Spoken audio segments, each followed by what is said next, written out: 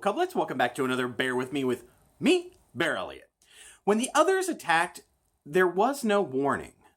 In fact, they just appeared out of nowhere. The first wave of attacks, they blew out all electricity across the planet. The second wave was an earthquake that caused major tidal waves to destroy most seaside cities, and islands were obliterated. The third wave is when they took the avian flu and modified it. It devastated the population of Earth. Then the fourth wave. Now the others are walking among us. But there's one more wave out there. It's the fifth wave. But what exactly is it, and how do we fight this? This is the premise to the new movie that's out in theaters as of this weekend, The Fifth Wave. Now, the fifth wave is kind of an interesting premise. Now, of course, it's that sci-fi alien invasion, which I love. I love disaster movies. They're awesome. I don't know why. Maybe there's schadenfreude involved. And I'm like, look how horrible these poor people are having it on this film. And in reality, just, it's so much nicer. And then you add in the sci-fi element. I love it. Yeah, there's Independence Day and Alien, but that's on a smaller scale, not a global attack.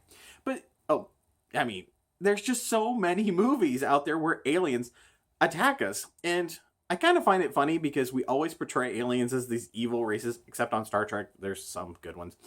But if aliens exist, most likely they're not going to show up and be friendly. Just look at our own history. See Native Americans. That didn't go so well. Well, in the fifth wave, we start throughout the movie, we see all four waves that have occurred and are currently underway.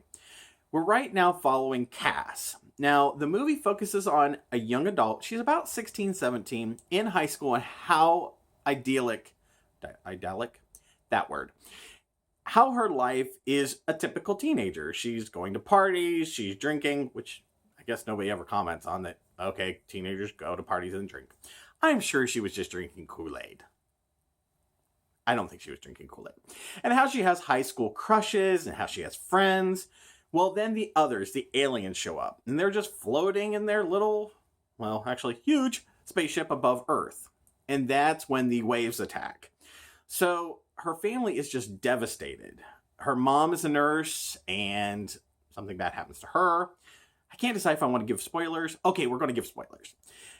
Her mom dies from the avian flu that the aliens have modified to basically obliterate the population. That leaves her dad and her brother Sam.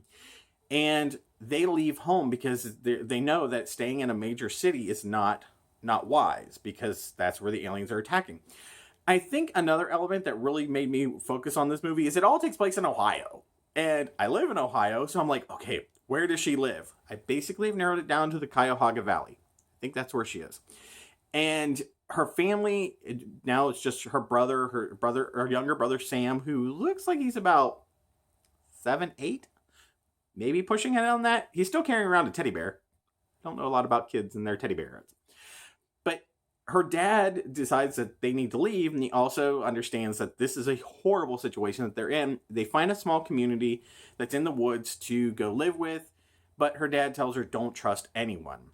Well, the military shows up from Wright Pat, which is down in Dayton, and they are there to collect the children because they want the children to go. They have a way that aliens are among them. They have a way to scan, and the children are able to see the aliens, and they have a different screening process for adults.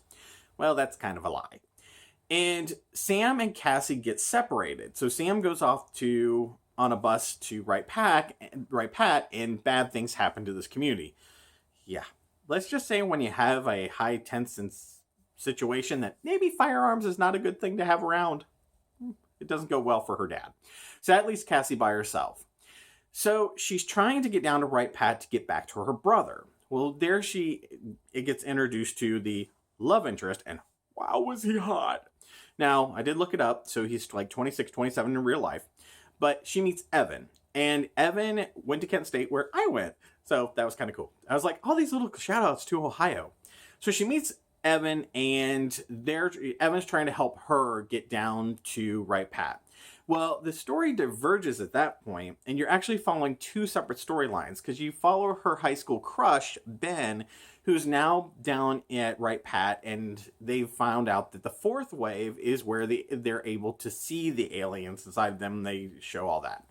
Well, what is the fifth wave? Because the movie says it's the fifth wave. Well, I'm not going to give that away. You need to go see this movie. So in general, what did I think? Number one, the actors are really hot.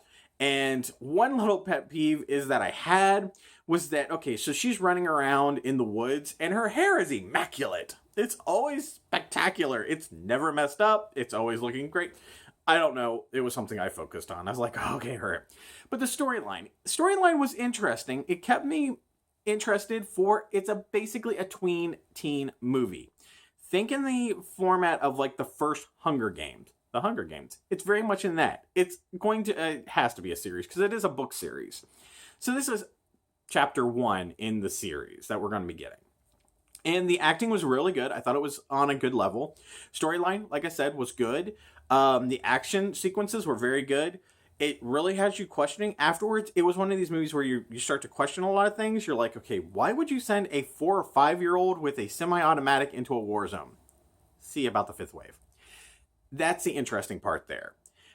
Overall, I think this is a really good, solid groundworks for the series. I wouldn't say it's spectacular. It's not Oscar worthy. But if you're looking for a movie that you just want to veg out and not really have a thought go on in your head for 2 hours, this is a great movie. Now, I do think that it suffers from there was too much information in there that I think they could have edited out to streamline the storyline to make it a lot more cohesive.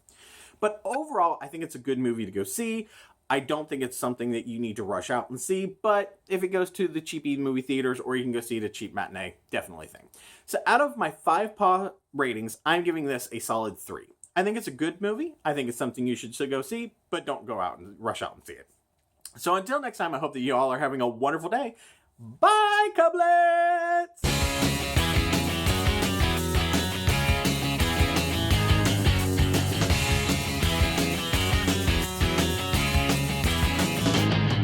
I could go out in the darkness, see you calling my name. I hear you shouting, hear you calling, but it's not the same. Every word that you are throwing right into my back doesn't matter to me, cause I'm keeping my track. Let me go, let me go.